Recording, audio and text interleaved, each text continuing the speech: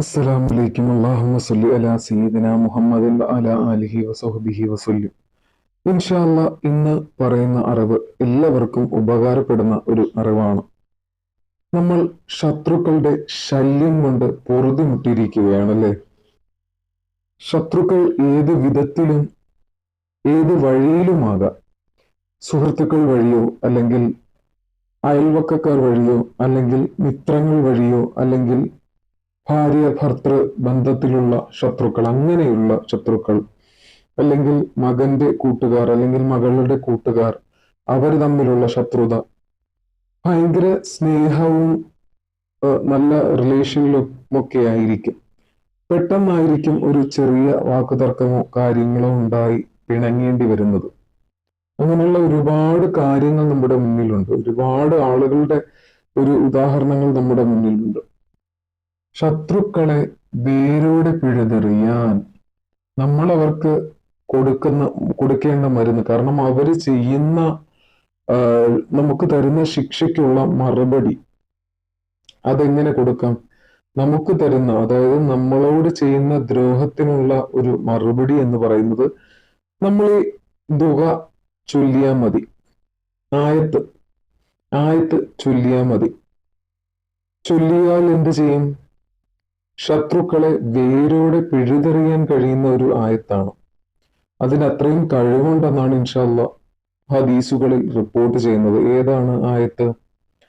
വല്ലാഹു അഅ്ലമു ബിഅഗ്ദാബിക്കും വകഫാ ബില്ലാഹി വലിയൻ വകഫാ ബില്ലാഹി നസീറാ.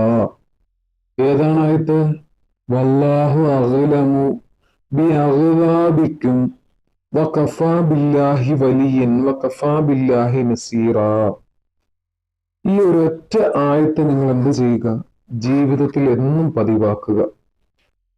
പതിവാക്കിയിട്ട് ചൊല്ലേണ്ട ദുആ, പറയേണ്ടത്, അല്ലാഹുവേ, നമുക്കെതിരെയുള്ള എല്ലാ ശത്രുക്കളെയും നീ അടക്കണേ അല്ലാ പടച്ചവനെ. അതിനുള്ള വഴി നീ കാണിച്ചു തരണേ അല്ലാ പടച്ചവനെ.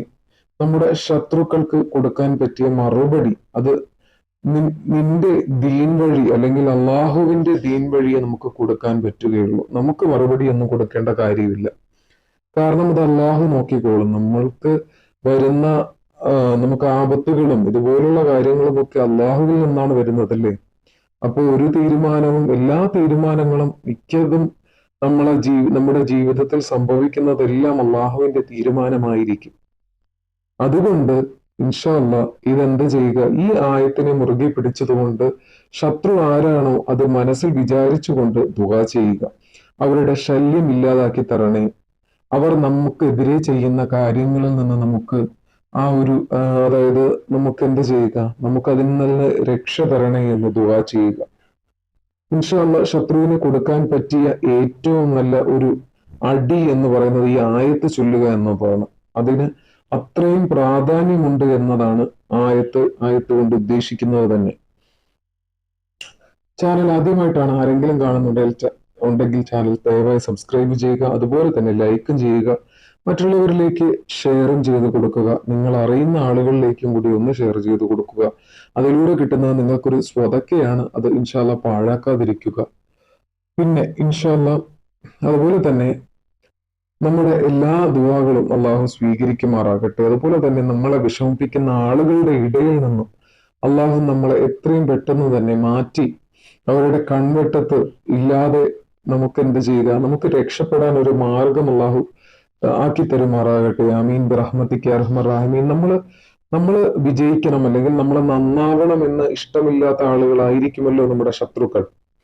അപ്പോൾ ശത്രുക്കൾ ഇല്ലാതാവുക എന്നതുകൊണ്ട് ഉദ്ദേശിക്കുന്നത്, കാരണം അവർക്ക് നമ്മൾ കൊടുക്കേണ്ട മറുപടി ഈ ആയത്തിലൂടെയാണ് കൊടുക്കേണ്ടത്. അല്ലാതെ നമ്മുടെ നാവ് കൊണ്ടോ അല്ലെങ്കിൽ നമ്മൾ വേറെന്തെങ്കിലും തിരിച്ചു ചെയ്തുകൊണ്ടോ അപ്പോൾ നമ്മൾ അവരെ പോലെ ആയിപ്പോവും.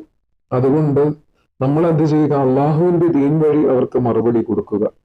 ഇൻഷാ അല്ലാഹ് ഇത് ഓതുവാനും അതുവഴി ശത്രുക്കളുടെ ശല്യം ഇല്ലാതാകാനും അള്ളാഹു തൗഫീക്ക് തരുമാറാകട്ടെ. ആമീൻ ബിറഹ്മതിക യാ അർഹമർ റഹീമീൻ. ചാനൽ ആദ്യമായിട്ടാണ് ആരെങ്കിലും കാണുന്നുണ്ടെങ്കിൽ ചാനൽ സബ്സ്ക്രൈബ് ചെയ്യുക, ലൈക്കും ചെയ്യുക.